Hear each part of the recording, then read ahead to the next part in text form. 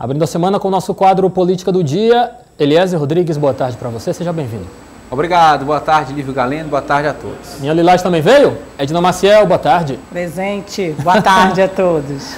Aqui em nossos estúdios eu estou recebendo o Major Diego Melo, filiado ao Patriota. Major, boa tarde para o senhor, seja muito bem-vindo. Lembrando que o Major foi ex-candidato à Prefeitura Municipal de Teresina em 2020. Tudo bem com o senhor? Tudo bem, Lívio? Boa tarde a você, ao Eliezer, a Edna, todos os piauienses, todos que nos veem nesse momento.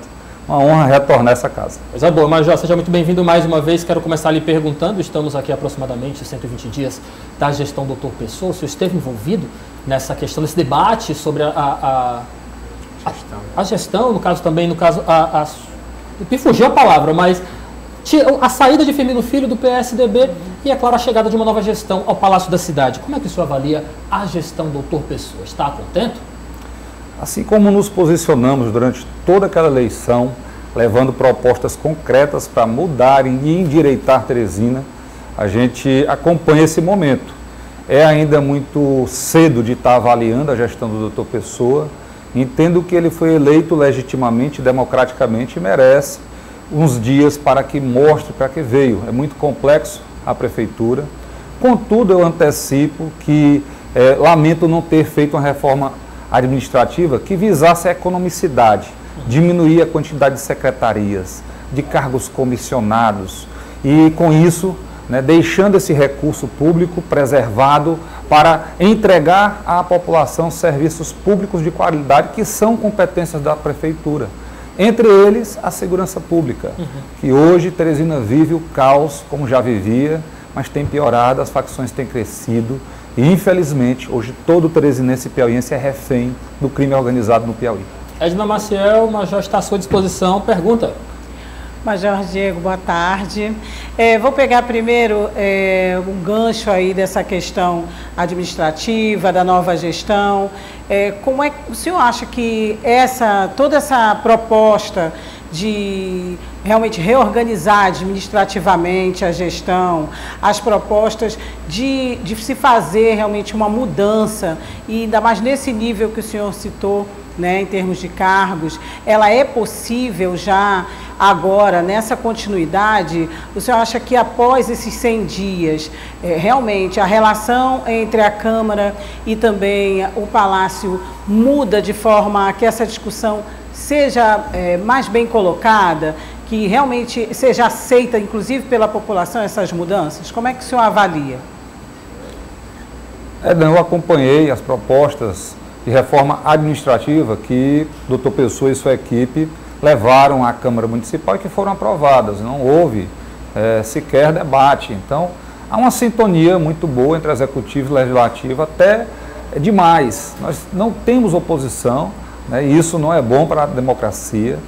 E, infelizmente, como falei, não houve, a meu ver, uma reforma mais ousada que visasse diminuir custos. Nós temos uma prefeitura com a arrecadação limitada, que precisa otimizar esses recursos, e um caminho é economizar onde der. E nessa reforma administrativa, eu, se fosse prefeito, teria feito, como propus no nosso plano de governo, uma reforma bem ampla, diminuindo pela metade o número de secretarias e o custo Teresina para entregar esse recurso para a população de Teresina em serviços públicos de qualidade, principalmente na área da segurança pública. Mas eu seria leviano em estar aqui querendo condenar a administração do Dr. Pessoa, que começou agora, pega uma gestão de mais de décadas, você tem que considerar 3 décadas, e estão aprendendo, e espero que acertem, A gente, como cidadão, foi ser candidato, falou a verdade, apresentamos propostas concretas, um plano de governo que eu colaborei, eu fiz com meus colegas e irmãos e pessoas especializadas em cada área, debatendo todos os assuntos que são legalmente da competência de uma prefeitura, para entregar à população essa proposta. Não fomos eleitos e aceitamos a democracia, que é o resultado dessa eleição, democraticamente. Sou muito honrado em ter colocado meu nome à disposição da minha cidade onde eu nasci, ter defendido os interesses do povo de Teresina, assim como defendo o nosso estado do Piauí e o nosso querido Brasil todos os dias. Beleza? Bom, Major Diego, no que diz respeito à CPI do transporte público, é um assunto que tem tomado amplo espaço na Câmara Municipal de Teresina. Essa CPI foi instaurada semana passada e hoje aconteceu a primeira reunião de trabalho. O senhor acredita que realmente é um instrumento necessário, cabível, nesse momento de crise no transporte público? Eu acho que sim. Infelizmente, chegamos a esse ponto. Como eu falei na eleição, destruíram o transporte público de Teresina. Então, está precisando praticamente começar do zero. E isso tem penalizado milhares de pessoas e famílias, principalmente daqueles que são usuários e que trabalham no sistema de transporte público, que hoje está totalmente falido. Então, erraram muito. Onde erraram? A CPI é um instituto legalmente previsto, competência da Câmara Municipal, e eu parabenizo por essa atitude. Assim como deveríamos fazer também em outros casos a nível de Estado, que nunca teve CPI. Então, é importante, é um amadurecimento da nossa democracia no nosso município, e espero que, como resultado disso, tenhamos realmente um transporte público de qualidade, que possamos aí apontar os erros para não mais errar, punir quem quer que tenha cometido os ilícitos e realmente resgatar o transporte público, que é condição sine qua non para o desenvolvimento da nossa cidade. Também quero acolher aqui em nosso debate, nessa edição de segunda-feira do quadro Política do Dia, João Magalhães, editor de política do jornal O Dia. Oi, João, boa tarde, seja bem-vindo, tudo bem? Olá, Lívio, boa tarde para você, Edna, Eliezer, Major Diego, boa tarde, muito obrigado aqui pela sua vinda ao estúdio. Eu queria começar perguntando sobre como é que o senhor tem analisado até agora a participação do Patriota lá na Câmara Municipal, já que o partido tem representante lá no Parlamento, na Câmara Municipal. Como é que o senhor tem avaliado até agora essa representatividade da sigla lá na Câmara com os vereadores? O Patriota saiu muito vitorioso da última eleição. Claro, nós assumimos esse partido na véspera da eleição, do prazo de filiação para candidaturas. Faltavam um pouco mais de 10 dias e conseguimos eleger um vereador dos nossos mais de 20 candidatos a vereador. Nós tivemos toda a dificuldade do mundo. Eu não usei recursos públicos na minha campanha, não usei fundo eleitoral, não usei fundo partidário, e mesmo assim, usando recursos próprios e de doações, nós fomos felizes com a eleição de um representante, enquanto outros partidos tradicionais que tinham representantes na Câmara não conseguiram com todo o dinheiro público do mundo que tinham acesso. Então a gente sentiu-se muito feliz com aquele resultado. E hoje lá a vereadora tem, da parte do Patriota Estado do Piauí, Major Diego, que é presidente estadual, ela tem toda a liberdade para agir. Espero que haja sempre com muito rigor, com transparência, com honestidade, dando à população e ao eleitor que votou nela, retribuindo esse voto com serviço, com trabalho e com uma vereância que ela possa amanhã se orgulhar. Não tenho também, como lhe falei, é muito cedo para a gente estar avaliando o resultado disso, mas com certeza a população está sentindo aí, está dando feedback e espero que o resultado seja positivo. Diego, vamos falar sobre a gestão da pandemia em 2020. Nós tínhamos esperança de que 2021 seria um ano diferente, mas parece que estamos vivenciando 2020.1, porque continuamos com os mesmos problemas, mesmas realidades de recursos escassos e, é claro, a população precisa de saúde. Como é que o senhor avalia a gestão da pandemia do novo coronavírus neste ano de 2021? Precisa mudar alguma coisa? Ou o senhor está satisfeito com o que está sendo feito pelo poder público estadual, dos municípios e também com o governo federal? A pandemia é um problema gravíssimo que a humanidade toda enfrenta pela primeira vez nessa dimensão. Então, todos estão buscando aí, espero, acertar. Parabenizo muito o governo federal, que sempre manteve a mesma linha de trabalho. Lamento os hospitais de campanha que foram fechados. Por que não fizeram hospitais permanentes? Nós criticamos muito naquele momento os hospitais de campanha, porque na época dizíamos que não iriam funcionar, que iriam fechar. Gastaram aí centenas de milhões de reais aqui no Piauí em hospitais de campanha. Produtos descartáveis foram para a lata do lixo, enquanto poderiam ter investido em um hospital permanente que estaria hoje servindo a nossa população. Eu sou contra as restrições que o poder público municipal e estadual tem feito de maneira exagerada à nossa população, que inclusive vão de encontro ao que prevê a Constituição Federal, no seu artigo 5º e demais artigos que escrevem nossos direitos e garantias. E espero que depois de quase 2 anos de pandemia a gente aprenda com os erros do passado para não continuar errando. O governo municipal e estadual tem hoje, dado pelo STF, o Supremo Tribunal Federal, autonomia para agir. Inclusive, mais do que a Constituição previa. E a responsabilidade é muito grande para esses prefeitos e governadores. A população tem morrido, a gente lamenta muito, eu perdi pessoas muito próximas, certo? Tive a doença, me tratei, né, e a gente não entende porque determinados assuntos são verdadeiros tabus nessa pandemia, determinados tratamentos, remédios. As pessoas questionam, até os não médicos, o que orienta os médicos e acham isso normal. Então isso tudo tem que passar, a gente tem que superar isso e pensar realmente na vida, sem hipocrisia. Fecharam escolas, as crianças estão perdendo aula. Como vai ficar tudo isso, né? Tudo que se faz tem a ressaca, e meu medo é a ressaca dessa pandemia, dos feitos ruins e errados de muitos gestores, que eu sei que eles se arrependem, né, e amanhã se arrependerão mais ainda. Vai, Ed. Edna. Vai lá, Edna. Nós vimos aí, diante desses pontos que o senhor tocou e fez as críticas em relação às determinações, a algumas restrições, eu gostaria de saber do senhor, tivemos aí há poucos dias, né, manifestações pró-presidente Bolsonaro, em que foram tocadas, e o senhor acompanhou também, comentou nas redes sociais, também muitas críticas em relação às restrições e algumas determinações em nível estadual e municipal. Como é que o senhor e seu partido viram o resultado dessas manifestações, na questão política e também na prática? Recentemente, Edna, tivemos uma das maiores manifestações públicas voluntárias da história do Brasil. O povo foi às ruas, patriotas, de verde e amarelo, defender o nosso país, a nossa bandeira, os valores cristãos, as nossas liberdades. E nós estávamos lá com muito orgulho.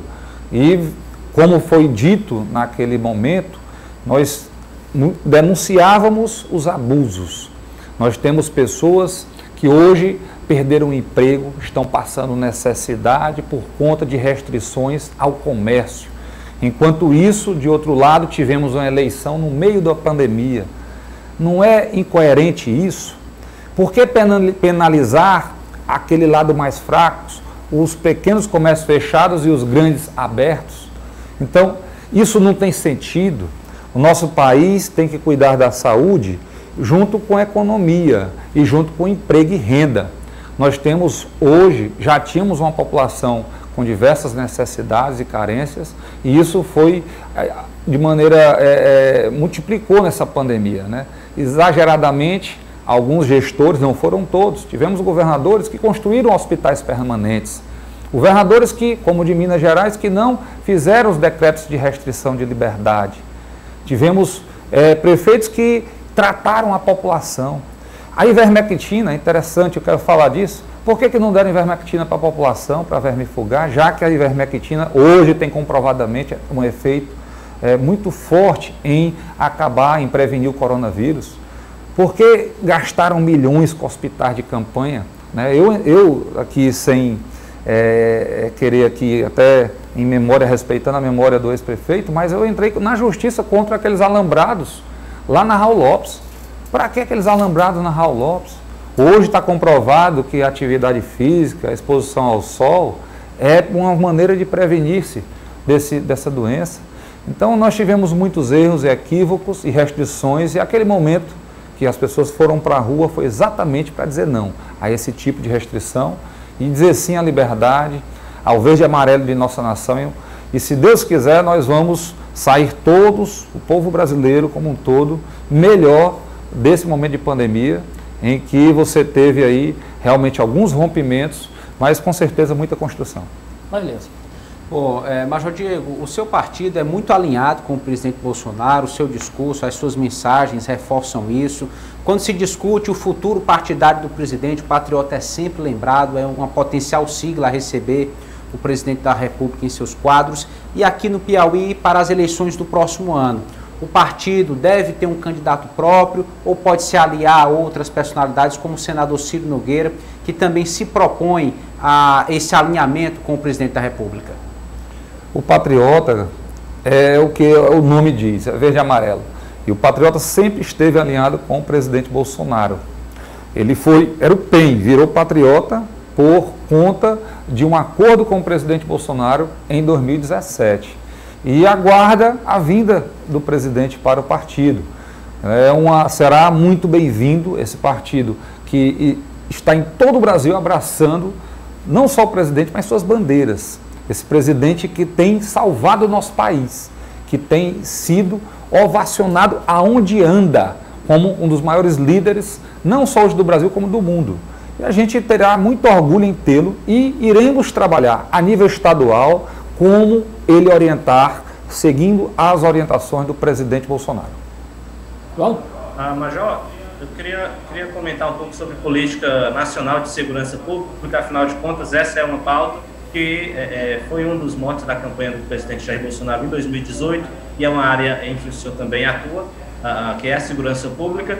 Eu queria que o senhor citasse o que de fato, na sua avaliação, já foi feito do ponto de vista nacional para combater a criminalidade. É bom lembrar que a gente vê, sem dúvida nenhuma, altos índices nos últimos meses. A gente observou, inclusive, nos últimos dias, aquela operação, né, realizada lá no Rio de Janeiro, que trouxe à tona um debate muito grande a respeito de como se deve enfrentar a criminalidade, enfim. Queria que o senhor comentasse um pouco, na sua avaliação, o que o senhor observa que já foi feito ou o que ainda não foi feito no que diz respeito a uma política nacional de segurança pública. O presidente Bolsonaro, ele é presidente do Executivo Federal. A Constituição dá ao Congresso Nacional a competência de legislar sobre assuntos criminais.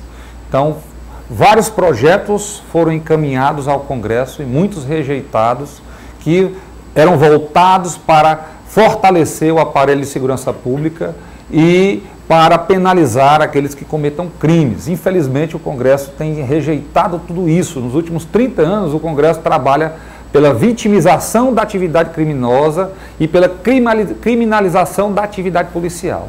É muito complicado em um país que tem os três poderes, só um querer mudar e o outro que deveria legislar não legisla e o judiciário também em suas sentenças aí do Supremo Tribunal Federal sempre tem beneficiado os criminosos. Mas o presidente avançou muito em investimentos na área federal. Polícia Federal, Polícia Rodoviária Federal, Forças Armadas, e isso deu uma robustez grande a essas instituições que têm mostrado resultados com as maiores apreensões e prisões da história do nosso país. Infelizmente, a nível de Estado, sofremos muito, porque tanto os municípios no Piauí não investem em segurança pública, como o Estado não investe. É um dos estados que menos investe em segurança pública no Brasil. Destruíram muitos equipamentos que funcionavam antes de estar aqui esse governo. O grupamento aéreo não tem mais helicóptero, o helicóptero quando está lá não voa, não tem um policiamento aéreo efetivo funcionando todos os dias como teve. O Ronda Cidadão, o policiamento comunitário também acabaram com o policiamento comunitário. O sistema de monitoramento com câmeras nas nossas cidades também, lá atrás foi destruído, não foi investido nisso. E agora ficam dizendo todos os dias que irão entregar. Espero que coloquem essa tecnologia à disposição. A comunicação nossa, hoje, lá no Copom, por exemplo, o Centro de Operações da Polícia Militar, tinha um sistema digital da Motorola que não está funcionando mais, criptografado, que dava segurança nas comunicações. Então são muitos os problemas, não se tem concurso público, né? Eu mando aqui um alô para todos os concurseiros que esperam há anos, continuem estudando, a polícia precisa de vocês, a sociedade precisa de vocês. Então o problema da segurança pública, ele é complexo e ele precisa de todas as instituições e todos os poderes envolvidos, a nível de município, estado e união.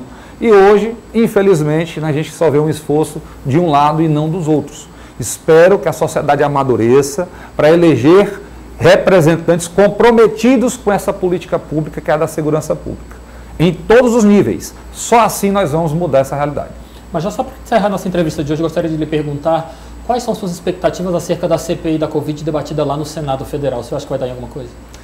A CPI da Covid, eu acho que ela nasceu morta, ao tempo em que colocaram o senador Renan Calheiros, que é pai de um governador que deve ser investigado naquela CPI. Ela tem esse vício de origem que outros que estão lá participando com funções de decisão, então ela não deve avançar muito, não vai passar de fuxico de TV. Ok. Major Diego, muito obrigado pela sua participação. Uma boa tarde para o senhor. Volte mais vezes, tá bom? Obrigado, Deus abençoe a todos. Ok, Eliezer Rodrigues, nós temos aqui realmente, de certa forma, uma base para Jair Bolsonaro bastante definida aqui em Teresina. O patriota está aqui. É interessante que o Major Diego chegou a afirmar que vai seguir a orientação do presidente. Então, o presidente Bolsonaro, no tempo oportuno, na época aceitável e permitida pela legislação, deve dar essa orientação. Vemos, no momento, uma articulação muito forte por parte do senador Ciro Nogueira, mas falta ainda a consolidação dessa base com partidos como o Patriota que carrega as cores que o presidente apresenta ao Brasil na sua ideologia política, carrega os discursos de uma forma mais incisiva e mais aberta. O Progressistas é um partido de centro, o Patriota não, é de direita e, quem sabe, até de extrema direita. É mais definido, é mais alinhado ainda com o pensamento, com a carga ideológica do presidente Jair Bolsonaro. Então, sem dúvida, o partido tem a sua expressão na capital, tem procurado um crescimento no interior e vai ser fundamental para essa disputa do Executivo Federal no Piauí. João Magalhães, a sua análise.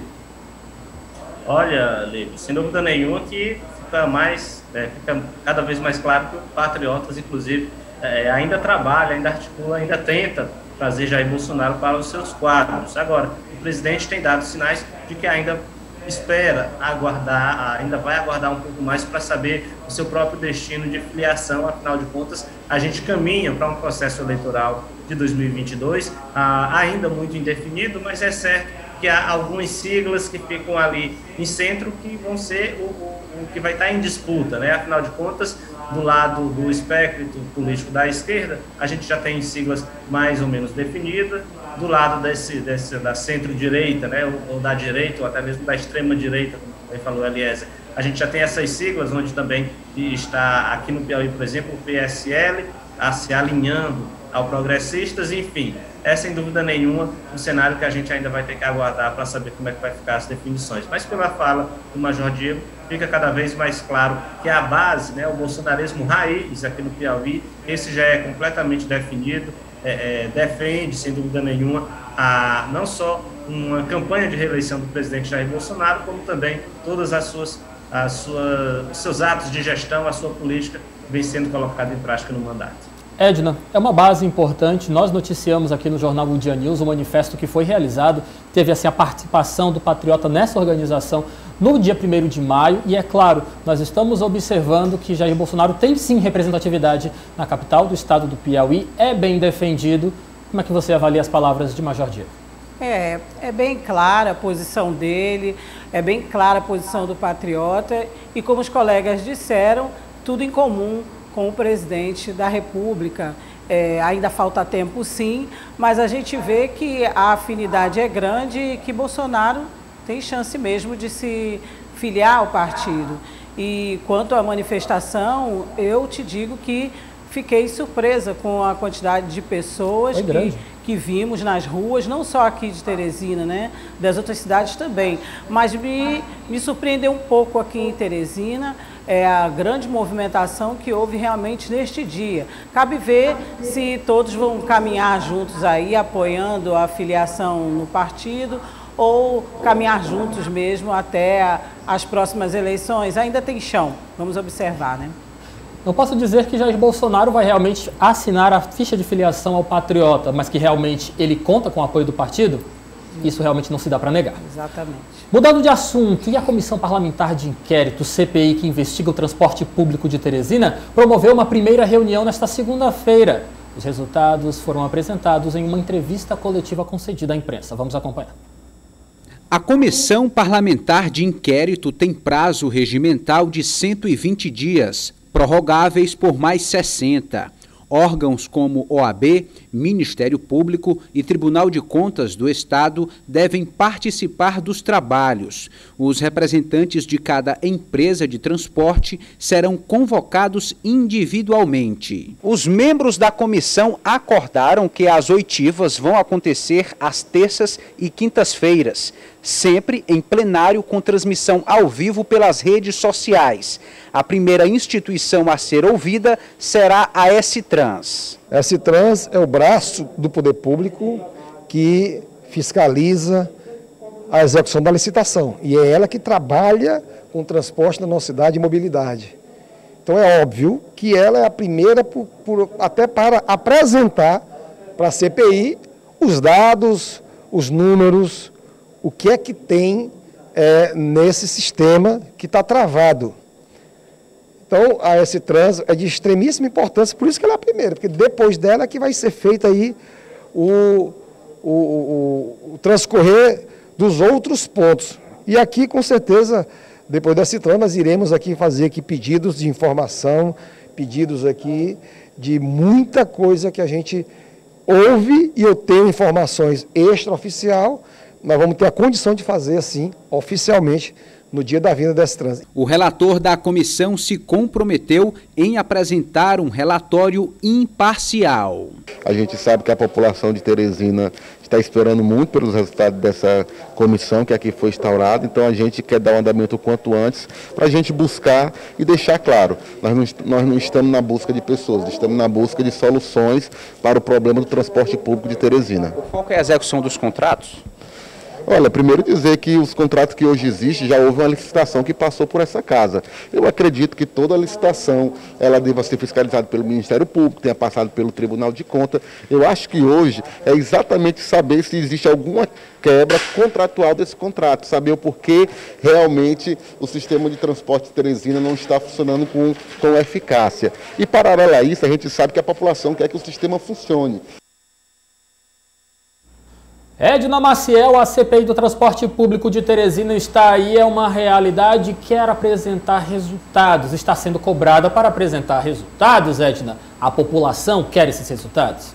E é o que a gente espera também nesses 120 dias. Alguns parlamentares consideram até que em menos de 120 dias, né? Pode ser que esse prazo seja um pouquinho menor, um pouquinho maior, mas o que a gente quer é que na prática realmente essas pessoas que vão ser ouvidas, S-Trans como órgão principal aí, né? O fio da meada, como o vereador Dudu disse, é o que dá o início para ser ouvida mesmo, e depois nós vamos aí ainda ouvir empresários, vamos ouvir muita gente, e o vereador Dudu sempre diz que tem algumas informações extraoficiais e que vão poder ser colocadas aí quando desses depoimentos. Vamos aguardar e que realmente a CPI tenha no seu objetivo não pessoas, né? Mas realmente que tenha no seu objetivo dar essa satisfação para a população, mas principalmente, Lívia e colegas, apresentar os resultados. Tive uma reclamação de outro dia de mais de 3 horas de espera de ônibus num bairro mais distante.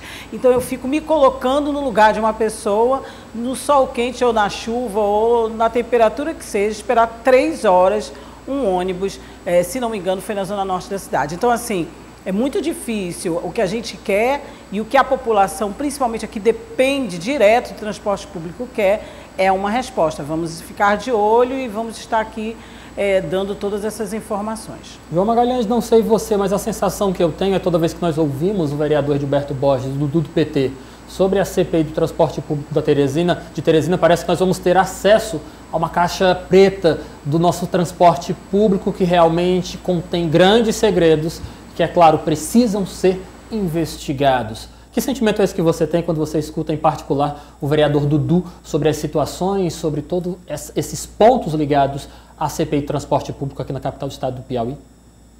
Olha, Lívia, ninguém pode negar que o vereador Dudu, quando fazia oposição na prefeitura de Teresina, ele tinha, nas críticas ao sistema de transporte público, as suas principais bandeiras. E agora, uma vez no governo, uma vez com a criação da CPI, ele reúne mais condições técnicas e políticas de estar levantando essas informações, de estar, sem dúvida nenhuma, com o apoio dos demais parlamentares, investigando essas informações extraoficiais que ele disse que tinha, principalmente à época, quando era oposição. Então, agora é o momento, sem dúvida nenhuma, de se apresentar todas as informações extraoficiais no campo do debate, porque se a CPI quer apresentar um produto final que tenha resultado, ela vai ter que jogar com muita clareza com os empresários, com os trabalhadores, com a própria prefeitura, com os parlamentares, enfim, com os órgãos de controle que acompanharam todo o processo de licitação e de assinatura dos contratos entre as empresas e o poder público.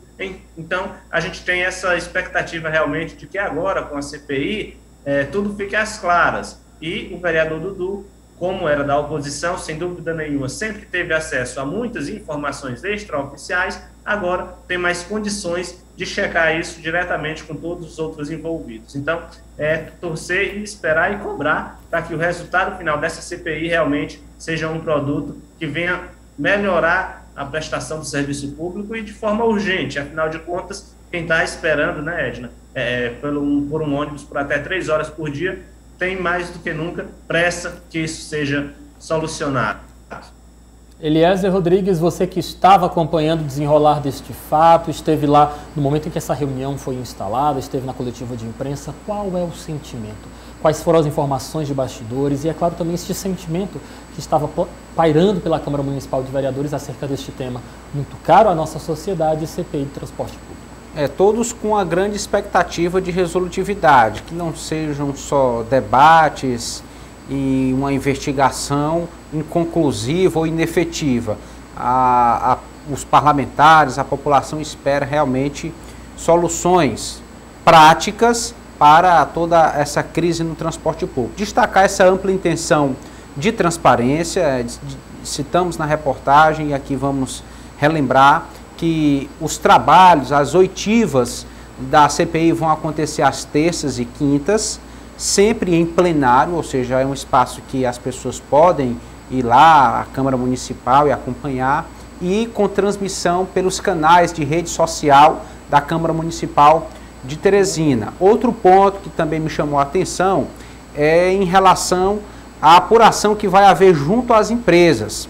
O vereador Dudu deixou claro que não vai bastar o posicionamento do CETUT como sindicato dos donos das... Não.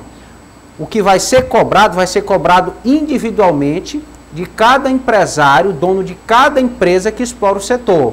Então, se em cada zona da cidade tem um consórcio com 4 ou 5 empresas operando, cada um dos responsáveis será chamado em algum momento para depor, para apresentar documentos, para fazer acordos, enfim, mais uma tratativa direta, específica e individual, que deve realmente aumentar a resolutividade dessas questões, considerando que individualidades existem em cada região, um problema diferente pode estar acontecendo, uma situação única, enfim, há essa intenção de apuração bem específica, nesse caso aí já confirmado pelo vereador Dudu.